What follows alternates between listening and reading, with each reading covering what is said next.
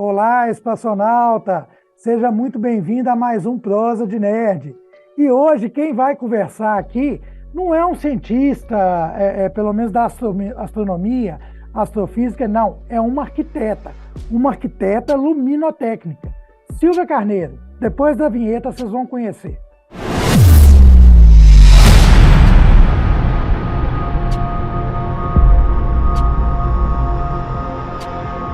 Olá, Silvia, tudo bem? Grande prazer em te receber aqui. Prazer é todo meu, Mário. Obrigada por ter me convidado aí para a Prosa de Nerd. Te falar que eu também sou muito nerd, adoro estudar.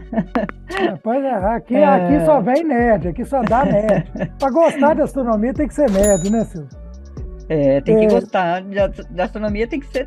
Eu não sei, eu acho que eu sou uma geração que seguiu Carl Sagan, né? Então a gente assistia aqueles Ai, programas na televisão quando eu era criança e eu adorava. E eu pois vejo é. que talvez, eu acho que 32 anos atrás ele pregava muita coisa que nossa geração ouviu. Eu não sei como é as novas gerações, se eles conseguem ainda acompanhar os ensinamentos de Carl Sagan, né? Mas eu acho que da nossa geração todo mundo gosta de astronomia por causa dele, né? Querer conhecer um pouco do que tem no universo. E eu estudei arquitetura, mas assim, eu tenho um quesinho de bióloga, né? Quando eu comecei a estudar, eu queria fazer biologia, não sabia muito bem o que eu queria entre arquitetura e biologia, acabei estudando arquitetura, mas parece que a biologia não sai de mim. E eu pesquiso impactos da luz artificial. Inicialmente, minhas pesquisas iniciaram no ser humano, né, no sistema visual, e eu fui aprofundando e comecei a estudar esses impactos na natureza. E eu já falo, sou arquiteta, o pessoal sabe o que é arquitetura. Quando eu falo sou arquiteta luminotécnica, o povo já pergunta, o que é isso? Daí eu falo assim, Dá um eu nó. faço projeto de iluminação. Daí o pessoal fala, elétrica? Não é bem elétrica, porque a luz ela tem fundamentos próprios, né? Então, quando a gente fala de luz, a gente fala um pouco de física, fala em questão de geometria da luz, entra muita matemática, porque a gente calcula, mas tem uma questão fisiológica da luz também, porque a luz ela afeta a produção hormonal dos seres vivos. E pouca gente sabe disso, né? E a gente tem aí, já há alguns anos que eu faço a pesquisa, eu venho apresentando minhas pesquisas e conversando um pouco com as pessoas, falando da tal poluição luminosa que os astrônomos conhecem muito, e as pessoas duvidam ainda das questões científicas, né? Então, quando a gente fala da ciência, de tudo que a ciência tem demonstrado, tem gente que não entende isso muito bem e duvida. Eu montei até uma apresentação aqui para vocês a respeito do meu trabalho, para mostrar algumas questões interativas. Eu participo já desde 2020 do Comitê Internacional da Dark Sky Association, que eles me convidaram durante a pandemia. E aí a gente se reunia uma vez por semana, cada 15 dias, para conversar um pouco dessas interações no âmbito mundial, né?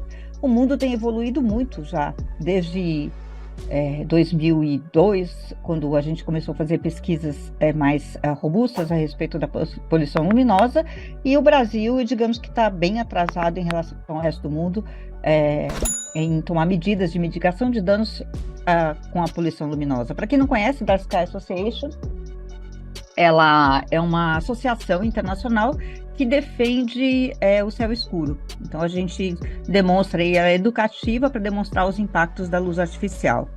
E tem muita gente que, em questões, né, da luz artificial, não conhece muito bem os termos, até o que eu tenho ouvido muito as pessoas falarem que a luz branca é melhor porque é a luz do sol. E basicamente as pessoas não param para pensar o que é a luz do sol, né? Então a luz do sol, ela de manhã ela tem uma característica, ela é uma luz bem avermelhada, não sei se as pessoas já repararam, depois ela vai mudando a temperatura de cor da luz e a gente tem uma luz branca no sol a pino, né? Aquela luz do 11h30, meio-dia, 1h, 1h30, que é uma luz que ninguém nem consegue ficar embaixo. Então, quem sai às 11 horas no sol, usa óculos escuros, usa chapéu, usa boné, protege os olhos porque é uma luz que incomoda, é uma luz que ofusca, é uma luz muito agressiva. E é essa luz que as indústrias de iluminação estão colocando nas ruas durante a noite para as pessoas. E é uma luz que absolutamente faz mal. E a gente vê que depois das 3 da Silvio, tarde, a luz começa a ficar mais cálida, né? E é mais confortável. Pergunte. deixa eu só interromper um minutinho aqui. Primeiro falar que Carl Sagan é vacina para nerd. Não tem como. Mas aqui, Então, você tá falando que essa luz que a gente tem hoje, que seriam as lâmpadas de LED que o pessoal está colocando nas ruas, ela equivale a essa iluminação natural do meio-dia? É isso?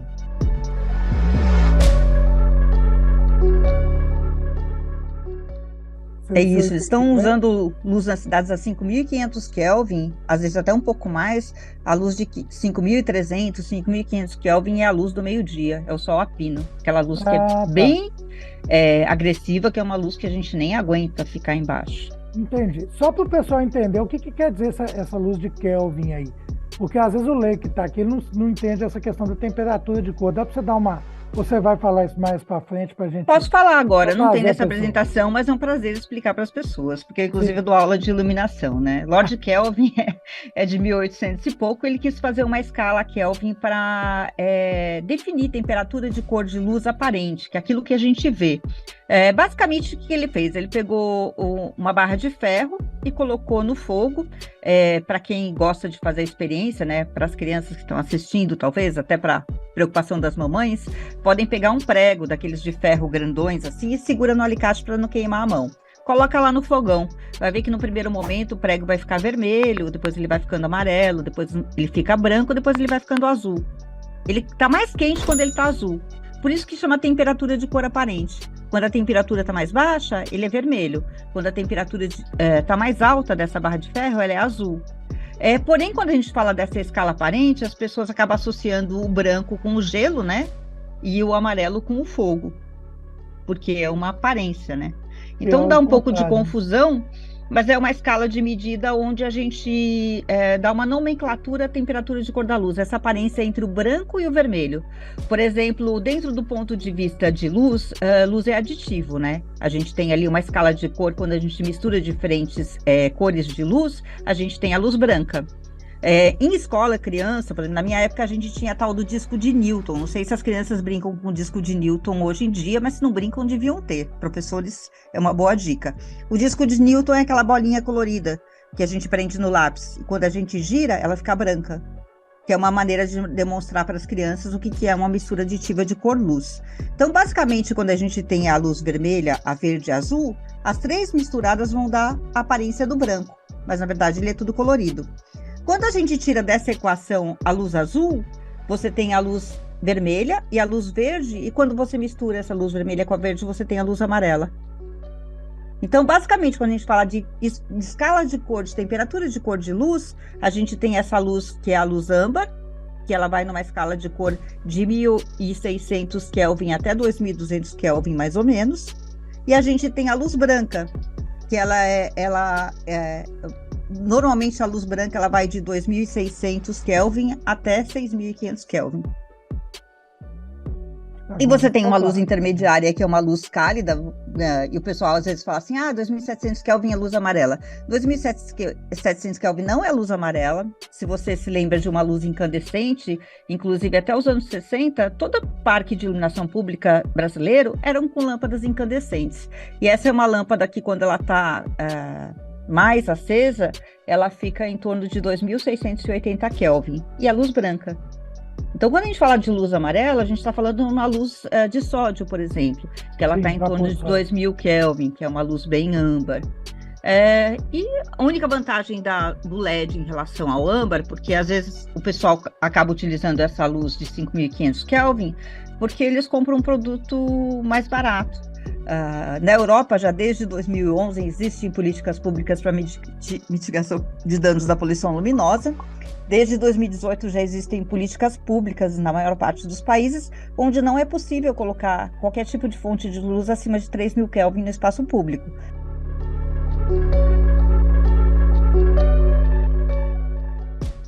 Então você pega as indústrias de LED que fabricam esse LED de 5.500 Kelvin com material obsoleto. E aí eles estão colocando esse material obsoleto aqui no Brasil. A gente tem aí as PPPs de iluminação pública, destinando verba pública para as prefeituras. As prefeituras pegam o dinheiro da população para comprar um produto que é considerado cancerígeno em outros países. É um pouco triste isso, na minha opinião, né? Isso aí é meio repetir o que a gente viu com o amianto há um tempo atrás, então. Né? Sim, é meio repetir. Os outros países não usavam e mandavam para cá, e a gente fazendo telhado até parede com amianto, né? E lá fora, é assim, quando a gente assiste esses programas internacionais, que você vê, nossa, em amianto, para tudo. Daí vem todo mundo com máscara, cheio de roupa para tirar o amianto, porque ele é super perigoso. E aqui o pessoal brinca, tem amianto para todo lado. É um pouco do cuidado que não se tem com as populações aqui no Brasil. Eu defendo que a gente tem que ter política pública, porque cabe ao governo defender as pessoas que não têm conhecimento. Porque quando a gente fala do leigo, por exemplo, eu estou estudando e eu sei disso. O governo também deveria saber, porque afinal de contas, ele recebe para poder mediar essas situações entre a iniciativa privada e as populações, sempre levando em consideração que a gente tem que proteger as populações. Na teoria seria isso, na prática não é o que a gente vê. Para a gente falar um pouco de ciência, quando a gente fala de ritmos circadianos, já desde os anos 80 a gente tem pesquisas que falam sobre isso. Inclusive, a minha pesquisa iniciou lendo essas pesquisas dessas pessoas e qual era a influência da luz artificial na produção da melatonina, com a glândula pineal, entre muitas coisas, né? Então, quando a gente fala de produção hormonal, toda a nossa produção hormonal ela é relacionada à luz do dia e à ausência da luz, que daí seria nosso ciclo noturno. Então, durante o dia, a gente faz o quê? Produz os hormônios do dia, serotonina, vitamina D, entre outras, o próprio cortisol. E durante a noite, quando a luz ela é suprimida, a gente produz a tal da melatonina, que é o hormônio do escuro, né? E a melatonina tem uma função muito importante no nosso organismo, porque ela serve para regenerar as células do corpo. Então, enquanto a gente dorme, e é naquele sono profundo que é o tal do sono REM, que a gente sonha, a gente está produzindo esse hormônio que está regenerando as nossas células. Só que a melatonina é um hormônio sensível, e na presença da luz artificial, principalmente aquela que compreende o espectro azul, ela é inibida e o corpo não produz. E o ritmo circadiano eram vários pesquisadores que tinham pesquisas a respeito disso, mas isso não era comprovado cientificamente. Em 2002, eles conseguiram identificar no olho essas células intrinsecamente fotossensíveis, que eles chamam de IPRGCS, que é mais um fotorreceptor que era desconhecido, que eles chamavam de melanopsina. Então, nosso olho tem os cones, que são esses que são sensíveis à cor, e a gente tem os fotonetes, que são sensíveis à intensidade da luz, que seriam aquelas que a gente fala que é quando a gente enxerga no escuro, né? Quando tem baixa intensidade. Os fotonetes, né? Também. E a gente tem esse novo fotorreceptor que existe no olho, né? Que a gente descobriu. Talvez existam outros fotorreceptores que a gente ainda desconhece, mas ele é calibrado basicamente na luz azul. Então, quando a gente reconhece a luz azul, que o olho percebe essa luz, que não é visual, ele manda uma informação para o cérebro de que é dia. É óbvio que esse espectro é azul, porque quando a gente olha para o céu durante o dia, a gente vê o quê? Azul. Luz azul. Então, ou assim, seja, é uma célula fotoelétrica do corpo humano, né? Age como a célula fotoelétrica. Tipo assim, hora de acordar, né? Hora de acordar. E daí ela produz os hormônios do dia, inclusive o cortisol, né? E aí você imagina que você está produzindo cortisol o dia inteiro. Quando chega às 6 horas que começa a anoitecer, é uma hora do seu corpo descansar. Aí você entra com a luz artificial, que tem esse espectro azul também. Aí o corpo vai produzindo cortisol. Chega uma hora que o corpo estressa, inclusive, né? O infarto miocárdio é uma coisa que acontece sempre no período da noite. O pessoal infarta porque não aguenta, porque não descansa o suficiente. Aí já é uma questão que eu queria até tocar, já que você falou. Será que a nossa geração morre mais de infarto também por causa disso? Será que teria alguma coisa a ver? Eu acredito que tem a ver, sim. Porque a nossa geração está morrendo de exaustão, porque não descansa o suficiente. E quando a gente fala de luz artificial, a gente está falando da luz artificial, essa que a gente coloca em casa mesmo, das lâmpadas que a gente utiliza, do televisor que produz luz, e essa luz também é LED, também é um azul. A gente tem as telas dos nossos notebooks, dos nossos smartphones e dos nossos televisores aí, que são luz artificial também. Bom, pessoal, muito bacana a gente falar aqui de poluição luminosa e conscientizar, porque a gente está falando também de astronomia, né? E para a gente fazer uma boa observação, o céu tem que estar bacana, não pode ter poluição luminosa. não é mesmo? Você já tem o seu telescópio, tem costume de observar? Ah, não? Não, então peraí. Vou te dar aqui uma dica muito bacana para você comprar o seu telescópio. Dá uma passadinha no site Celestron Brasil. O QR Code está aqui ao lado e te leva direto a ele. Usando o nosso cupom de parceria NERD50, você tem 10% de desconto na compra de qualquer equipamento do site e ainda ajuda aqui o nosso canal a crescer. Em 2016, a AMA, que é a American Medical Association, fez uma declaração pública, tá? Que é referência à saúde pública, falando que precisa se diminuir, minimizar a ação dos LEDs e precisa usar a luz certa na hora certa. Então, houve uma pesquisa bem robusta pela Universidade de Madrid, em 2015, eles mapearam 50 mil residências na cidade e viram que, de fato, existe uma maior quantidade de casos de câncer da mama e da próstata em lugares onde existe mais poluição luminosa. Então, eles relacionaram essa questão da luz artificial com os casos de câncer. E tem, hoje, se você olhar na internet e começar a pesquisar os impactos da luz artificial, tem inúmeros pesquisas relacionadas a isso. Graças a toda essa descoberta, essas pesquisas, em 2017, acabaram dando um Nobel de Medicina para os pesquisadores que nos anos 80 lançaram essas, as pesquisas relacionadas aos ritmos circadianos.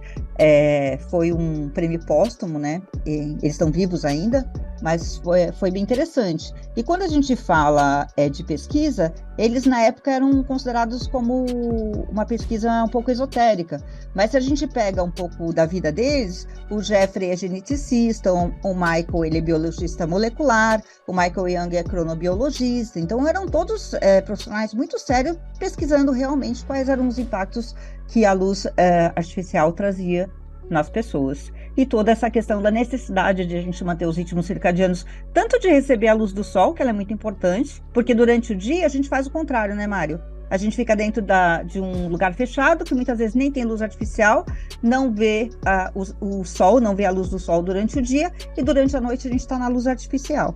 Então, a gente não recebe a luz direito durante o dia, então a gente não produz direito os hormônios do dia, e também não produz direito a melatonina durante a noite.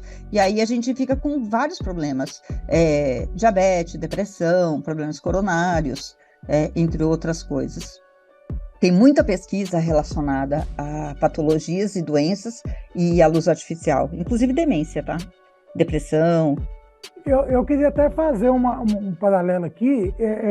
Quando você falou aí da luz de LED, porque a gente nunca pensa nisso, a gente acha que LED está nas luminárias. Mas aí é isso, quer dizer, a gente tem computadores com luz de LED, TVs com luz de LED e N aparelhos onde a gente usa luz de LED, né? E aí me lembrou aquela história do Clair Peterson, de 1920, que é o cara que falou assim, gente, nós estamos usando muita gasolina e a gasolina tem chumbo e chumbo mata. Né? E as indústrias lá, na época, as indústrias que produziam, né, que comercializavam gasolina, queriam matar o cara porque ele jogou uma verdade no ventilador e tiveram que repensar. Então eu acho que nós já estamos chegando num abismo aí, que como o Clair Peterson deu o alerta aí, nós já estamos no momento de dar um novo alerta, né, Silvio?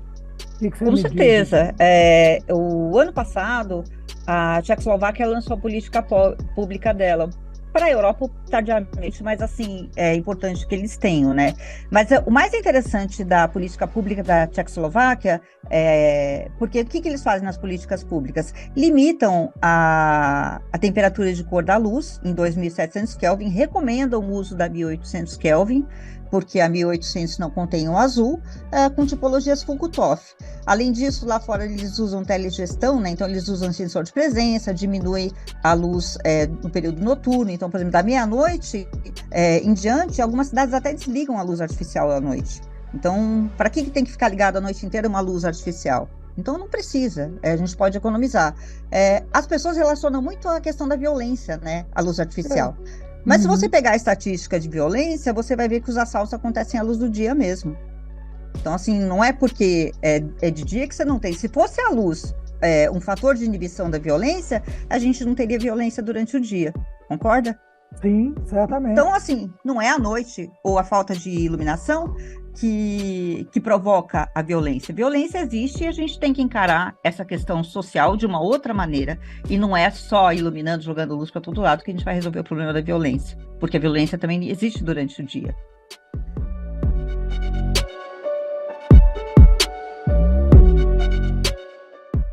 Eu acho que a gente tem um medo da escuridão que está ligado aí desde a Idade Média, que isso aí ficou geneticamente arraigado na espécie humana, que eu acredito muito em herança cultural, herança social. E a gente tem esse medo da escuridão, que na verdade não, o escuro é ruim, o escuro é maléfico, né? E vamos acabar com o escuro e meter luz para tudo quanto é lado. E eu acho que isso aí ficou tão arraigado na sociedade que hoje em dia a gente quer iluminar todas as festas aí, por isso que nós estamos inclusive perdendo o nosso céu, né? Eu acho que não é o escuro que é maléfico, é o ser humano que é maléfico. Sim. Eu assisti o ano passado uma palestra do Popó, que ele é indígena, eu não lembro a etnia que ele pertence, mas assim, ele tem uma fala maravilhosa, que ele fala que para o índio, eles entendem a natureza como o sol, que é o homem, e a noite, que é a mulher, é a mãe, né? Então, a noite, ela é quem cuida, é quem tem os ritos amorosos, então eles não têm medo da noite, porque eles entendem a noite como a natureza. E como a noite é fecunda, né? A noite que gera a vida. A questão cultural que a gente às vezes pega a cultura de um ponto de vista só. E tem uma cultura do terror, né? Muito associada ao escuro, que é uma coisa fantasiosa. É uma coisa... Falar em lobisomem, que a lua cheia vai dar o lobisomem, etc e tal. E o problema não é o lobisomem, o problema são os homens, né? Então é muito complicado. Sim. A Comissão Internacional de Eclairage, que seria a CIE, que cuida de todas as normas técnicas aí, principalmente da Comissão Europeia, já em 2019 recomendou que se use a luz certa na hora certa, respeitando as questões do ritmo circadiano. E tem vários tipos de LED. Você tem LED que dá temperatura de cor de luz de 5.000 Kelvin, mas você tem o de 2.700 e você tem também aquele que tira totalmente o azul com 1.800 Kelvin. Mas é importante que as pessoas saibam que todo LED que a gente usa em iluminação hoje, ele é um LED azul, é uma fonte azul tratada com fósforo, né? Então a gente põe aquela plaquinha de fósforo remoto, que nada mais é do que um filtro que transforma a cor da luz. Então, às vezes o pessoal fala assim, mas agora que a prefeitura botou esse monte de luz branca na cidade, o que a gente faz? Gente, não é o fim do mundo, é só colocar um filtro. Porque você tem uma luz que é azul, se você coloca um filtro amarelo, você bloqueia o azul.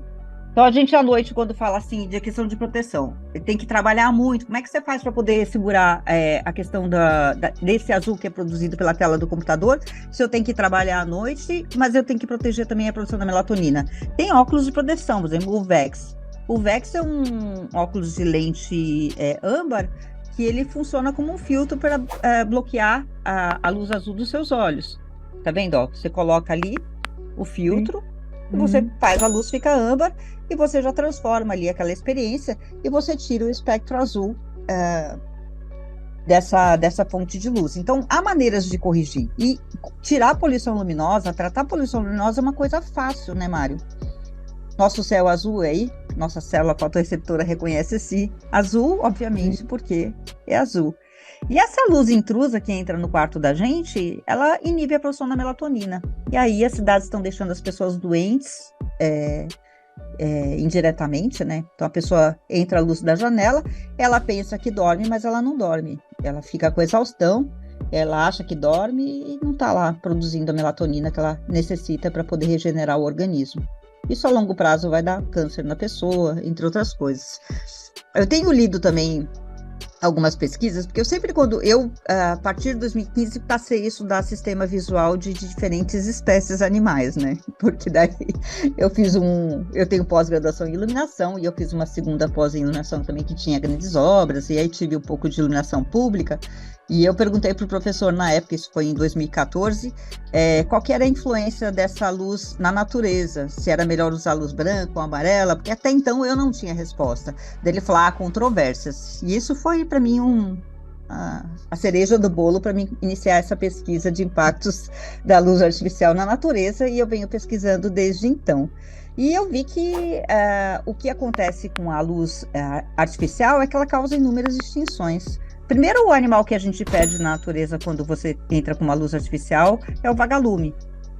Ele desaparece, porque aquela luz artificial acaba dando uma confusão, né? Normalmente, a fêmea pisca, dá uma piscadinha, e o macho faz a cópula e eles colocam os ovinhos. E é interessante que o vagalume coloca as larvas dele, os ovinhos, dentro do cupinzeiro, né? E a larva vai crescendo e se alimenta do cupim. Então, acaba que a natureza, ela tem, assim, o seu ciclo, ele acaba cuidando um pouco, um come o outro, né? Sim. E quando você tira o vagalume da equação, acontece que você tem uma explosão aí da população de cupim e a cidade fica infestada de cupim. E não é só o ciclo de reprodução do vagalume que é afetado, dos anfíbios do sapo dos pássaros e você mata toda a biodiversidade da região quando você entra com poluição luminosa. Mata tudo, até planta. Então, eu li uma pesquisa outro dia sobre zona rural, plantação de café, que a luz artificial acabava modificando o DNA das plantas de café. Então, se a luz artificial modifica o DNA da planta, modifica o DNA da gente também. Então, a gente está criando impactos aí nos nossos corpos que nem a gente sabe muito bem o que vai dar. Então, você tem impacto de mulher grávida, de crianças, e esse monte de criança que fica no tablet até 2 horas da manhã, o que vai acontecer? Isso não tem impacto na vida dessas crianças? Será que isso não vai dar câncer nessas crianças? Não vai estragar o sistema visual dessas crianças? Eu tenho um canal no YouTube também, que é a Ida Dark Sky Brasil, até se permitir aí se passar para as pessoas. A gente tem uma página. O link já vou deixar na descrição desse vídeo, do pessoal que estiver assistindo, no link já está aqui. Bacana, e já estou escrevendo lá agora também. Me espera. Tá, e a gente tem no Instagram, uma página que é da Dark Sky Brasil, para falar um pouco das palestras que a gente tem. O ano passado a gente foi muito ativo, a gente estava fazendo 3, 4 palestras por mês. Esse ano está tudo muito confuso, muito trabalho, e a gente tem feito pelo menos uma palestra por mês, mas é um canal educativo. A gente teve, ano passado, a gente recebeu o professor Marcelo, que ele é PhD em medicina e visão, né? E ele fala que essa luz azul danifica a córnea das pessoas, da catarata, entre outras coisas. Então, tem muitos malefícios que essa luz azul traz, não é só na nossa produção hormonal, é na nossa visão também. E é muito interessante. Aconselho que assistam algumas palestras lá. Tem a doutora Regina Marcos, que fala um pouco sobre essa produção da melatonina. Doutora Regina, o ano passado, ganhou um prêmio na ONU a respeito de um trabalho que ela faz a respeito da melatonina e essa produção hormonal, e ela é reconhecida internacionalmente, é muito importante. A gente mesmo, quando fala de ciência, a gente não conhece nossos pesquisadores, né? A gente publica muito pouco, divulga muito pouco. É uma pena isso. Pois é. A gente que gosta de astronomia, que curte aí, que é nerd, gosta também de camisas de astronomia, não é mesmo? A loja Nerd aos 50 Astronomia, que já está aparecendo aqui para vocês o link, tem várias camisas com temas de astronomia. Camisa da NASA, camisa da Roscosmos, camisa da Apollo 11, só camisa bacana. Dá uma corridinha lá e busca a sua. Pois é, Silvia, e uma coisa também que me chamou a atenção, e até porque eu já tinha descoberto, a gente já teve aqui o Rafael Marques, que lida com o astroturismo, né? E a gente falou um pouco dessa questão da poluição luminosa, da questão das espécies animais e insetívoras e tal que são afetadas. E uma coisa que a gente estava discutindo e que eu queria até aproveitar para te perguntar é o seguinte: nós estamos tendo aqui no Brasil, cada ano, maiores surtos de dengue. Será que pode ter alguma relação com o fato das cidades estarem adotando mais em larga escala aí essa iluminação de LED, essa luz azul? Com certeza tem. Por quê? Porque a gente tem o sistema visual do inseto, que basicamente, ele enxerga vermelho não, ele enxerga verde, azul e ultravioleta, ele não enxerga o vermelho. E o que acontece? O Aedes aegypti é um mosquito que vive durante o dia. Então, qual que é o ciclo dele? Ele pica o ser humano, porque ele precisa do sangue, que é a fêmea que pica, né? E com esse sangue ele coloca os ovos ali na água e são muitos ovos que ela coloca, e aí o mosquitinho se espalha. O que acontece é que quando você coloca essa luz com esse fator azul muito grande nas cidades, o mosquito entende que é dia. E esse fotorreceptor que a gente tem, a melanopsina, que é calibrado no azul, não é que a gente, ser humano, tem. A gente tem, o cachorro tem, o gato tem, o golfinho tem, inclusive o mosquito da Aedes aegypti também tem. Então, ele reconhece nessa luz que é dia. Em vez dele descansar durante a noite, ele acaba continuando na vigília durante a noite e acaba criando, inclusive, ele é compulsivo, né? Que nem a gente quando come de noite, né? Que fica acordado até tarde, fica abrindo a geladeira e comendo à noite quando não devia. O mosquito também fica assim, fica mais faminto ainda e acaba fazendo mais vítimas e espalhando mais, se multiplicando mais, picando mais gente e aumentando aí os casos de dengue. Não só dengue, tá? Isso vale para febre amarela, para chikungunya, para zika vírus e todas essas doenças que são multiplicadas aí pelas arboviroses. É interessante até, porque quando a gente fala de pesquisa em outros países, que eu estava falando da Tchecoslováquia, eles lançaram um fundo de pesquisa, distribuíram para pesquisas relacionadas a impactos da poluição luminosa.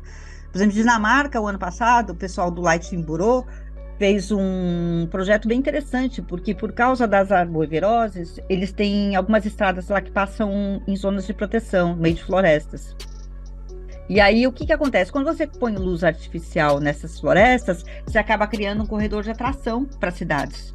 Então, imagina que você tem uma cidade de um lado e você tem ali uma floresta de outro. Você tem diversos animais ali que tem arbovírus, né, que a gente chama, e outras patologias que a gente não está acostumado. A gente passou aí pelo coronavírus, que até hoje não identificaram muito bem qual foi o animal que passou esse vírus para a gente, mas a gente sabe que a gente tem vírus de galinha, vírus de pássaros, a própria SARS, né, que é o vírus do camelo. Tudo isso faz mal para a gente, e a gente não tem defesa para esses vírus. E quando a gente fica trazendo a natureza para dentro da cidade, a gente traz junto essas viroses que a gente não tem ainda defesa. E isso é muito complicado. Para não criar esses corredores de tração, essas estradas que estão em zonas mais delicadas, eles utilizam luminárias vermelhas, porque o vermelho o inseto não pode enxergar. Dentro da natureza, poucos animais têm capacidade de enxergar o vermelho. Quem enxerga vermelho basicamente são os polinizadores, né? Ou frugívoros, que nem nós, né, que comemos frutas, que tem essa sensibilidade ao vermelho. O restante não tem muita sensibilidade ao vermelho. O sistema visual é diferente. Então, as recomendações para você evitar poluição luminosa é jogar sempre luz de cima para baixo, nunca de baixo para cima, que é porque a luz que a gente joga de baixo para cima, a gente está jogando para o céu e não está iluminando nada, só está criando poluição luminosa mesmo. Usar luminárias tipo Foucault-Toff. O que é o Foucault-Toff, Silvia? É quando a gente não vê a fonte, porque se a gente está vendo a fonte é fonte de ofuscamento, é aquilo que machuca o olho da gente, é que nem ficar olhando para o sol. Se fica olhando para o sol, você lesiona a córnea. Então, o que você precisa? Trabalhar com a luz através da reflexão, porque o que a gente vê mesmo é reflexão dos materiais. Então, direcionar sempre a luz para aquele objetivo, né? Iluminar a tarefa, não ficar jogando luz para onde não tem nada.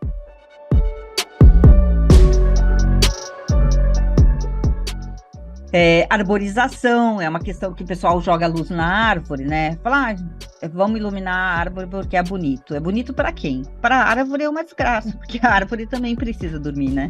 Inclusive é no ciclo escuro que a árvore produz os frutos. Então a gente tem aí uma produção diurna, onde a árvore faz a fotossíntese, né? Então ela utiliza o oxigênio e até é bom para a gente.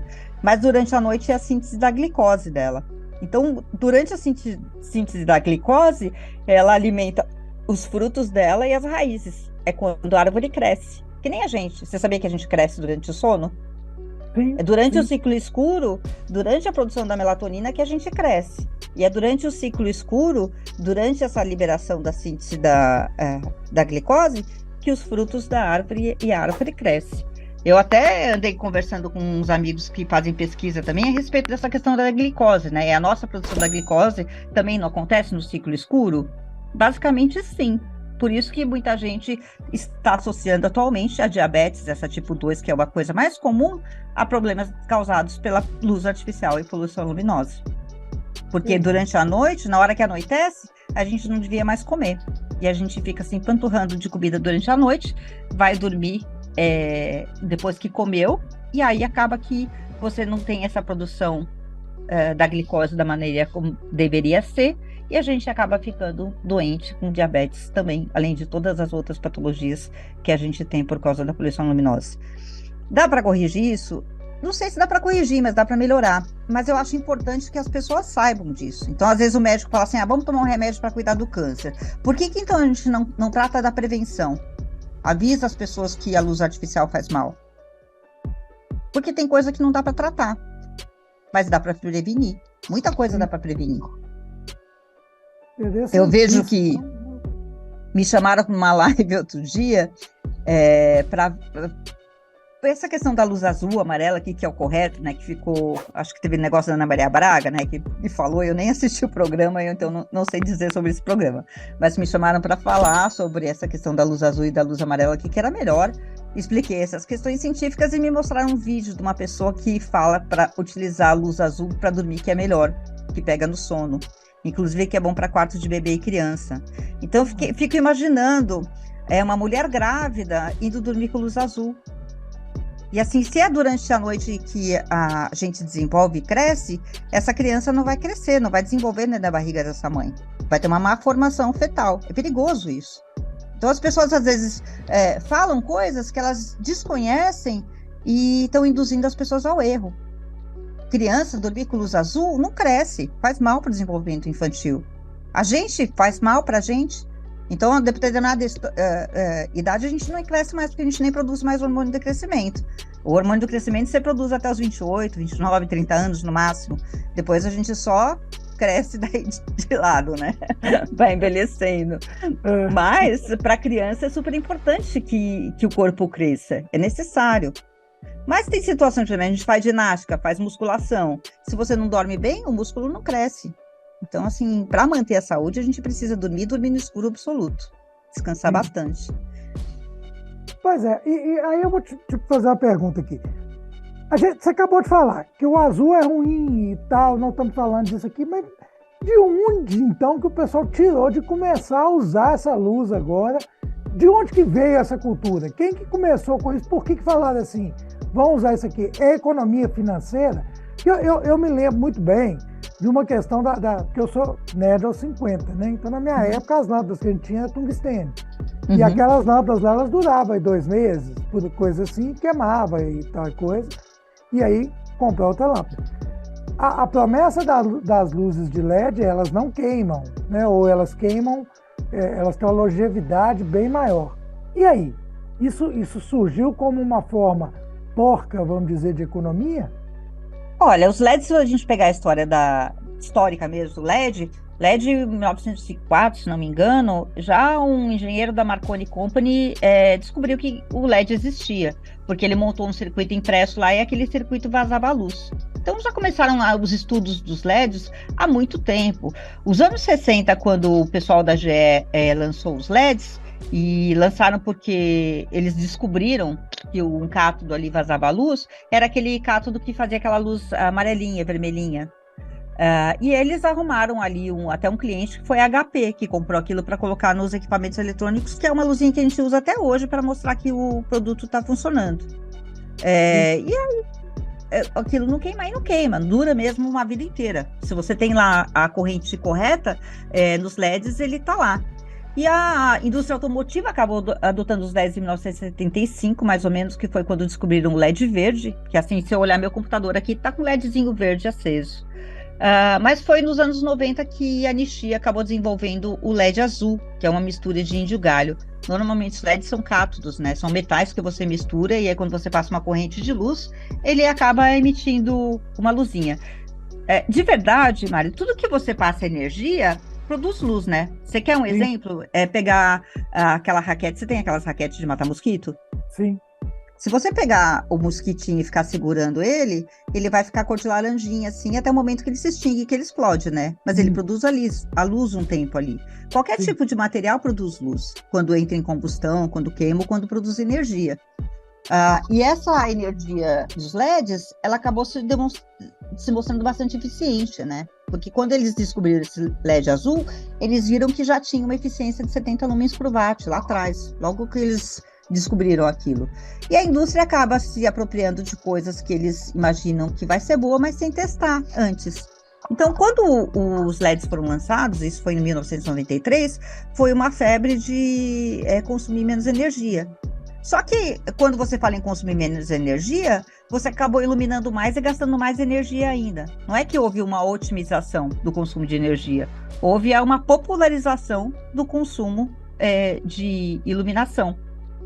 Foi uma coisa um pouco inversa, porque muitos lugares que não eram iluminados antes, passaram a ser iluminados porque o LED, entre aspas, era mais barato. Era mais barato. Só que, paralelamente a isso, pesquisas foram surgindo da questão dos impactos da luz artificial no ser humano e na natureza. E aí tem essa briga das corporações, né? Uns dizem que faz mal, a ciência está dizendo que faz mal, a corporação está falando, não, eu quero continuar vendendo porque eu quero lucro. E precisa dessa mediação. Quem tem juízo faz essa mediação. Por exemplo, na França tem política pública, limitando a temperatura de cor da luz, e tem algumas regras, e tem várias cidades na França, se você pesquisar e olhar aí no Google, você vai ver que eles apagam a luz da meia-noite às 5 da manhã, que é justamente para a natureza poder reviver. Tem que ser astrônomo nesse lugar aí, ó. Tem que anotar aqui os nomes. Ai... Pois é, gente, falar de poluição luminosa é falar de astronomia. Obviamente, a gente precisa de diminuir o impacto da poluição luminosa para a gente ter um céu mais bacana, não é mesmo? E se você quer aprender astronomia, na descrição desse vídeo tem um link para um curso que vai te ajudar. Eu acho que, infelizmente, a gente está um pouco atrasado em relação... Na Flórida já existe iluminação costeira e essas reservas desde 1985. Lá você não instala luz acima de 585 nanômetros. Aí você vê o que é luz de 580, abaixo, né, disso. O que é uma luz de 585 nanômetros? É o âmbar. Você tirou o azul de 560 nanômetros até 700 nanômetros, você tem uma luz entre o âmbar e o vermelho. Mas você está livre do azul, né? Você tirou o azul da equação. Pois é. Ô, Silvia, essa conversa nossa aqui, o pessoal da técnica aqui ficou preocupado, viu? Por quê? O pessoal da técnica me mandou uma mensagem aqui, as pessoas essa luz aí. Aí que a pergunta que o D'Angelo aqui que trabalha com a gente, então, brincadeira à parte, o D'Angelo é um grande apoiador do canal, trabalha comigo, me ajuda demais aqui a fazer, né, a parte técnica do programa, que toda, quando a gente faz o Prosa de Net, toda é dele, e ele está perguntando o seguinte: se a gente trocar as luzes da casa, resolve? Por exemplo, eu tenho lá minhas luzes de LED. Acho que hoje em dia 90% das pessoas têm LED. Se eu trocar, resolve? Olha, se você usar um filtro, já resolve. Ó, isso aqui, por exemplo, é uma luminária tipologia full cutoff. Eu tenho luz, tá vendo aqui? Ela bate aqui a luz, mas eu não vejo a fonte. Isso ajuda porque não está danificando meu olho. Outra questão, se você não conseguiu achar a luz na temperatura correta que você precisa, você pode sempre usar um filtro. Ó, isso aqui é um filtro.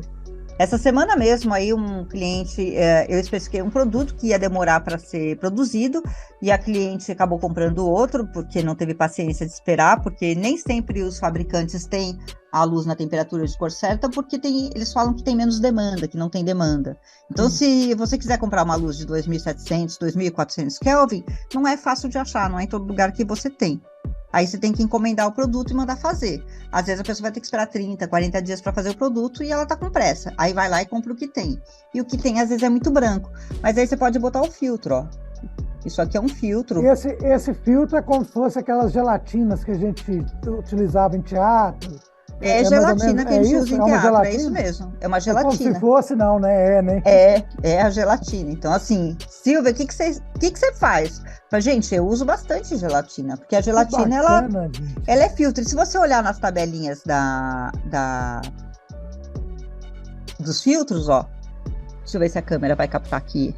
Não vai aparecer. Depois eu te mando uma foto e você inclui aí dentro da apresentação. Sim, com certeza. Porque o filtro ele tem a porcentagem, né? e você consegue ver o espectro que tem. Por exemplo, esse yellow aqui, que é amarelinho, ele vai te dar aqui um pico de 500 a 700 nanômetros. Então, ele está iluminando a faixa de 500 a 700 nanômetros.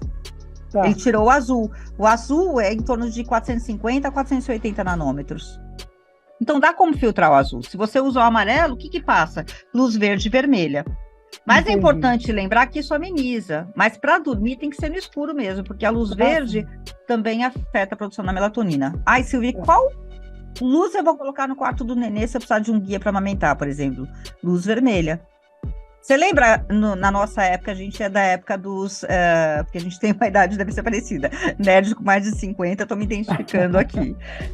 Você lembra quando a gente tinha que revelar um filme? O que a gente fazia? Sim, nós somos, tanto eu como o D'Angelo aqui, somos fotógrafos que vivemos a época aí dos laboratórios químicos, com certeza.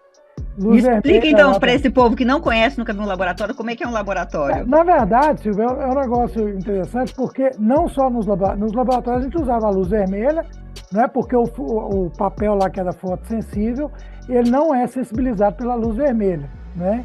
Então a gente era a luz de segurança e a gente trabalhava no laboratório somente com a luz vermelha para fazer a revelação e tal. E na astronomia, quando a gente está ali na beira do telescópio, e você quer olhar um mapa, uma coisa assim, uma das coisas que a gente utiliza é uma lanterna com um filtro vermelho, uma gelatina, um papel celofane, para você não perder ali a dilatação da pupila durante a observação. Então, para preservar ali e você conseguir enxergar direito, a gente usa as luzes vermelhas. Hoje o pessoal que é nerd aí aos 20 e poucos, não está acostumado muito com mapa celeste, eles usam ainda no celular, né? É o estelário, são os apps aí, mas os apps também vêm com tela vermelha. Você tem uma opção ali que você passa a incidência da fonte dele ali para vermelho para fazer isso, né? Muito bacana essa observação. Até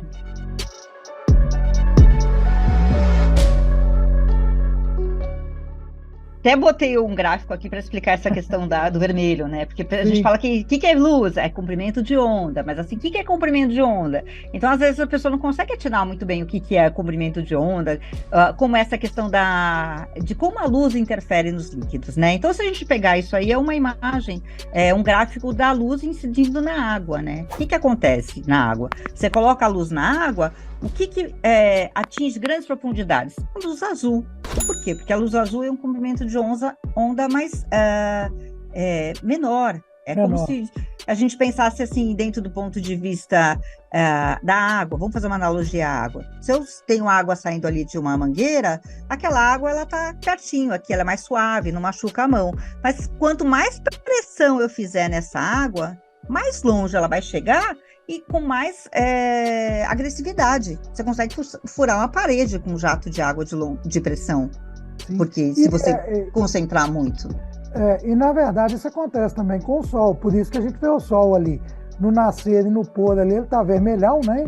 Uhum. É exatamente porque é isso, porque a atmosfera ela está filtrando ali, deixando passar exatamente esses raios, como o Sol está mais, digamos, mais perto do horizonte, né? Passam esses raios aí da banda do vermelho. Quando você está lá em cima, o Sol está a pino ali, você tem a absorção do vermelho e chega aqui embaixo os azuis, né? É mais ou menos dentro dessa analogia também. Tudo é o filtro, né? Tudo tem solução se a gente filtrar. Então, pois assim... Pode acabar de falar, depois eu vou te fazer uma pergunta. Pode concluir primeiro, senão eu vou atropelar. Não está atropelando nada. Mas a gente vê aqui nesse gráfico que o vermelho ele não tem a capacidade de ir a grandes distâncias. Então, o que você tem ali? Um vermelho é superficial, porque são ondas longas e ela não atravessa. Então, assim, ela fica uma luz que ela é superficial e ela é menos agressiva. Então, não agride nossos olhos, não bloqueia, né? Quer dizer, ela não inibe a produção da melatonina no nosso organismo. Então, tem algumas vantagens. Luz vermelha é ótimo, tá? O pessoal, às vezes, tem preconceito com luz vermelha porque falam, porque luz vermelha é luz de puteiro. Então, assim, são coisas que, às vezes, eu acho até que a gente tem que tentar entender os traços históricos, né?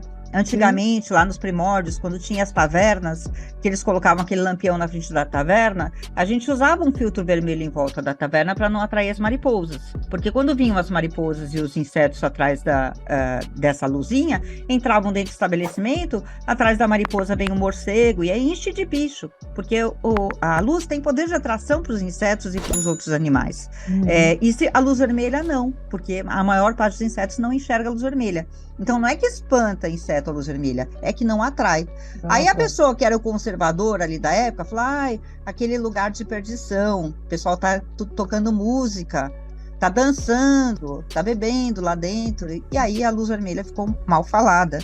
Mas não tem nada a ver com a luz vermelha, ela estava lá simplesmente para ajudar, né? Para ajudar. Pois é.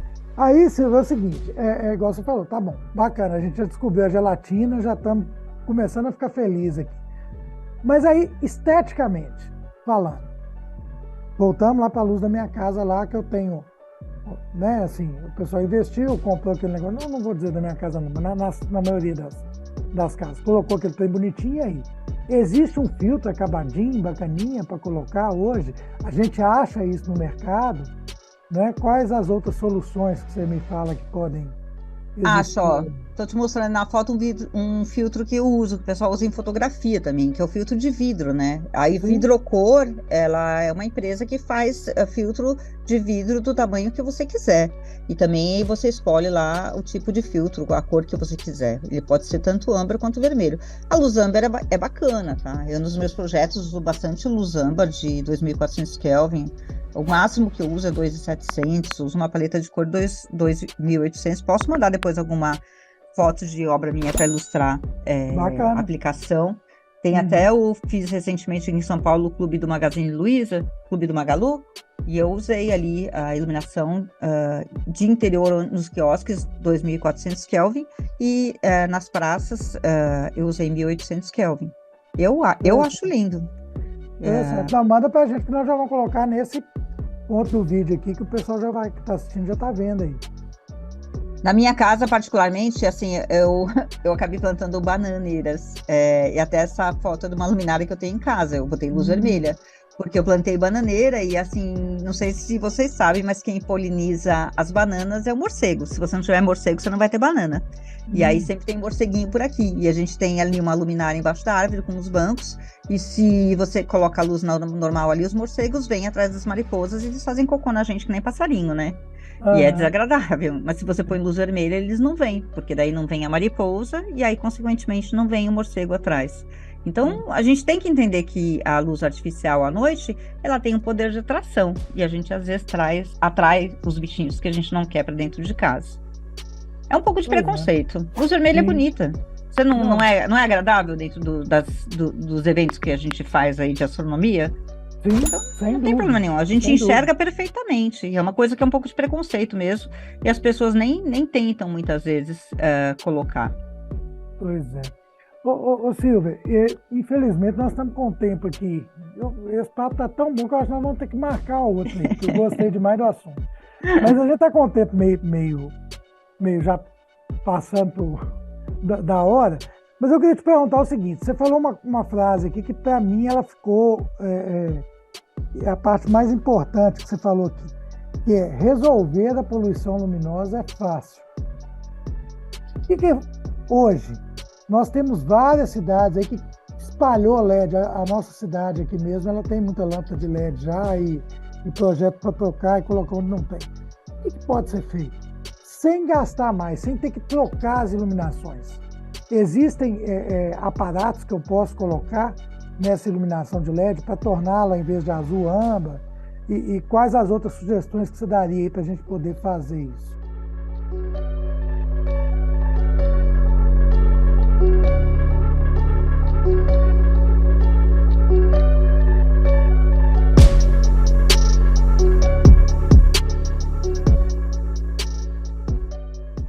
Olha, a gente pode colocar filtro. Eu já falei isso para um colega que faz iluminação pública e fala, isso é inviável, imagina o trabalho que ia dar. E assim, gente, é uma coisa que eu não entendo as pessoas reclamando do trabalho, né? Porque o trabalho é uma coisa boa. Eu acho que se eles conseguem se dar o trabalho de comprar a luminária para uma cidade inteira, mesmo que essa luminária faça mal para as pessoas e cause câncer, e acham que dá trabalho colocar um filtro nessa mesma luminária, alguma coisa está errada. É uma coisa que, uma folha desse filtro aí, eu que compro na loja e vou lá, compro 1, 2 folhas, pago R$ 50 uma folha de 80 centímetros por 1 metro. Imagina uma prefeitura que fosse comprar em grande quantidade disso. E a gente tem as empresas hoje, a Ledil, que é uma empresa que é líder, digamos, em fazer lentes para luminárias públicas, né? Eles já têm a opção da lente âmbar. Então, assim, é uma proteção. Você não precisa perder muita eficiência do LED, porque o LED pode ser filtrado com essa própria lente, que ela é própria para isso, né? Ela já tem esses componentes de cor que fazem essa filtragem da luz. Precisa ter, eu acho que iniciativa, e digamos a prefeitura que colocou, ela vai falar, vou fazer um serviço de manutenção, compra 30 luminárias a mais, troca ali, coloca, abre elas, coloca o filtro nessas 30 e troca 30 luminárias por dia. São 1.000 luminárias, vai levar quantos dias? Divide aí, trabalha um ano inteiro em prol de fazer essa melhoria para a cidade. Mas, assim, é uma questão da manutenção. Eu não sei qual que é a manutenção, quantas luminárias fazem manutenção por dia. Então, em vez de fazer tudo de uma vez, vai fazendo na manutenção. Deu um pouco de defeito a luminária, substitui pela luminária âmbar ou coloca o filtro âmbar nessa luminária que é branca. Ah, sim. Mas eu acho injusto a gente pagar pela iluminação pública e uma iluminação que é intrusiva e ainda destrói tudo que tem ao redor, né? Sim, sim, sem dúvida. É aplicar de maneira errada. É o que eu falei do chumbo na gasolina, né? Também gasolina com chumbo de novo. Mas eu acho que é tudo parte da conscientização. Eu acho que esse trabalho que você faz, que as pessoas do astroturismo fazem, que nós, astrônomos amadores, estamos fazendo também, porque todos, não só os amadores, né? Isso aí eu acompanhei uma pessoal também lá da Espanha, tem um amigo meu que está no Instituto de Astrofísica de Andalucia, na Espanha, ele me convidou para assistir uma palestra no YouTube uma vez aí, falando, e o pessoal muito preocupado com a questão da poluição luminosa aí no planeta inteiro. Então isso aí, essa voz que vai ecoar pelo planeta, e uma hora o pessoal vai ter que começar a nos ouvir, né? Uhum. Porque, igual você falou, eles são administradores públicos que administram para a população. Se a gente não quer isso, a gente quer outra coisa, uma hora nós vamos ser ouvidos, né? E falar para o pessoal, uma coisa que eu sempre falo aqui, que eu me lembro que com meus 15 anos de idade, eu sou da cidade de Sete Lagoas, Minas Gerais, e eu comecei dentro da astronomia com cerca de 12 anos, então a gente olhava para o céu e via ali o traço. A gente não via a Via Láctea como um lugar que não tem iluminação pública, mas a gente via a Via Láctea. E hoje uma grande tristeza minha é olhar para o céu da minha cidade e não ver nenhum resquício da Via Láctea. É uma coisa assim, parece que me roubaram algo, para te falar a verdade. A sensação é essa. E muito bacana, te agradecer por participar, trazer esse tema muito legal. Eu já fico aqui pré-convidada para outras, porque esse assunto aqui eu quero esgotar com você. Eu gostei demais do bate-papo e falar que é importantíssimo esse tipo de trabalho que você faz. Muito obrigado. A gente faz assim, a gente abre para as perguntas, o pessoal te manda as perguntas e a gente marca aí mês que vem ou no próximo aí mais um encontro para responder as perguntas do público. Eu não sei como é que é aí a população, quem assiste, quem não assiste, mas aí a gente faz aí um bate-papo só para responder as perguntas do ouvinte aí, do espectador, pode ser? Fechadíssimo, fechadíssimo. Então você que acompanha aí o nosso Prosa de Nerd está esperando o quê? Nos comentários aí dessas perguntas para a gente aí. Quem assiste pela TV pode mandar aí nosso e-mail, nossos canais. Eu vou deixar para vocês aí também na edição da TV, para que chegue. Nós vamos fazer um programa aí respondendo a Silvia, respondendo as perguntas de vocês sobre o impacto da poluição luminosa e como que nós vamos sanar isso no mundo. Muito obrigado, Silvia. Obrigada a você. Muito obrigada.